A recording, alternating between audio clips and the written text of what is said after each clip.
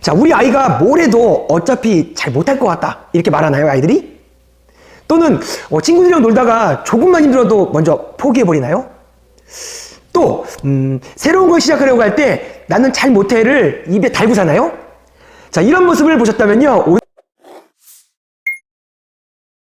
안녕하세요. 강명주의 창의력 놀이터 채널을 운영하고 있는 창의력 전문가 강명주입니다. 반갑습니다. 자, 오늘의 주제는요, 자신감 없고 부정적인 아이, 이 네 가지 특성에 대해서 상황별로 어떻게 지도하는지를 한번 알아보도록 하겠습니다.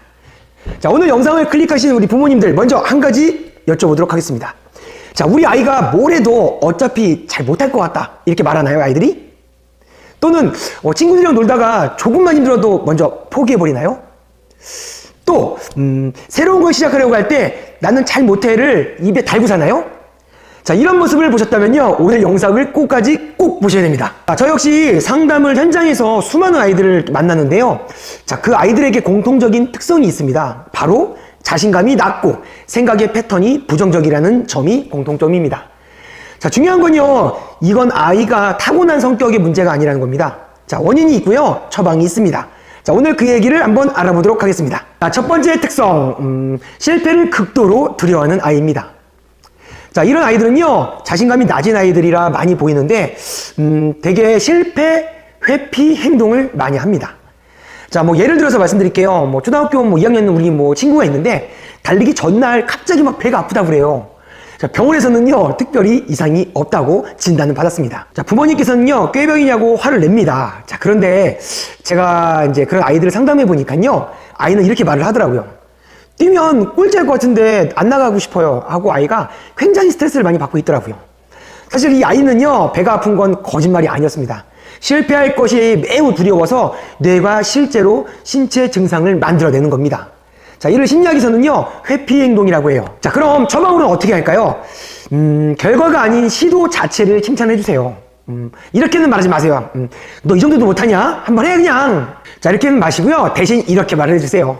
자, 오늘 참가한 것만으로도 진짜 엄마는 자랑스럽고 기뻐. 자, 추가적으로 팁을 드리면요, 아이가 결과보다 과정을 인정해주는 과정 칭찬은요, 스탠퍼드 캐롤 드웨이크 교수가 성장 마인드셋에서 연구했던 내용인데요, 자신감을 향상에 가장 효과적인 방법으로 검증된 접근 방법입니다. 자, 두 번째 특성으로는요, 남의 시선이 너무 두려운 아이입니다. 자, 타인의 평가에 지나치게 민감해요. 이런 아이들은요, 틀릴까봐 손을 들지도 않고요, 선생님이 이름을 부르면 얼굴이 빨개지면서 당황하기도 합니다. 자, 이렇게 사례로 말씀드리면요, 초등학교 4학년 땡땡 친구가 있었는데 수업 시간에 한 번도 손을 들어본 적이 없어요. 집에서는 아는 내용인데도 학교에서는요, 입을 꾹 다물고 있죠. 자, 그러면요, 엄마가 이렇게 물어봐요. 너는 왜 이렇게 질문을 안 해? 하면은 아이가 이렇게 대답을 합니다. 틀리면 애들이 웃을 것 같아서 못하겠어. 즉, 알면서도 혹여나 틀릴까봐 한 두려움 때문에 절대 하지 않는 거죠. 자, 이건요, 조금 수줍음은 아니에요. 평가에 대한 공포입니다. 그래서 한국 청소년 연구에 따르면요, 학업 스트레스가 높은 아이일수록 자신에 대한 부정적인 인식이 누적되어 이러한 평가 불안이 강화된다고 보고가 되어 있습니다. 특히 가정에서 왜 이것도 못해? 또는 땡땡이는 너무 잘하던데 같이 비교 발언은요, 반복될수록 아이의 평가가 훨씬 더 불안해져서 훨씬 더 이 증상이 심각해집니다. 자, 그럼 처방으로는요, 어떻게 하냐면요, 안전한 실수 환경을 집에서 만들어주세요.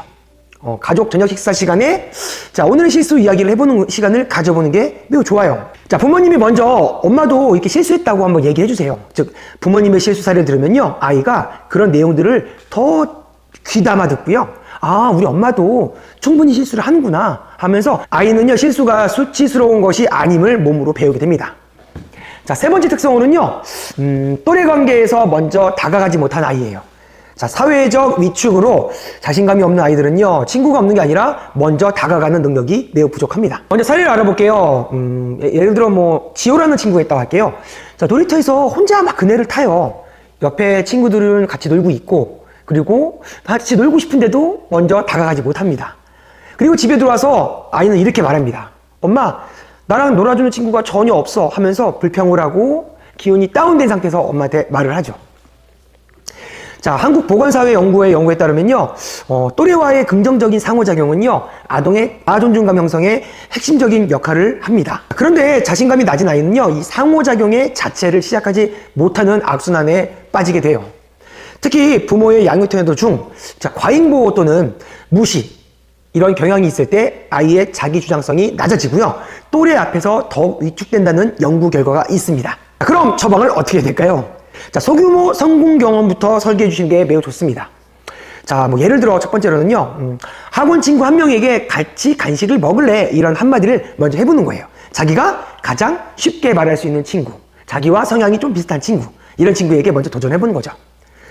그리고요. 또한 성공하면 아이에게 이렇게 먼저 말을 해주세요. 우와, 오늘 너가 먼저 직접 엄마한테 말했다고? 진짜 용감하다 라고 칭찬해 주시고요. 이 칭찬을 널리 알려주세요. 이렇게 작은 성공의 경험이 쌓일수록요, 아이의 사회적 자신감은 실제로 성장합니다. 억지로 사교적인 아이를 만들려고 하지 마시고요. 단 한 번의 성공의 경험을 만들어주는 게 먼저입니다. 네 번째 특성으로는요, 어차피 나쁜 일이 생길 거야. 모든 걸 부정으로 해석하는 아이. 사례는 또 이런 사례가 있어요. 시험에서 80점 맞은 우리 땡땡 아이가 있는데, 우와, 너 시험 잘 봤다 라고 하면 아이는 이렇게 말해요. 그냥 운이 좋았어요. 다음에 또 못 볼 것 같아요.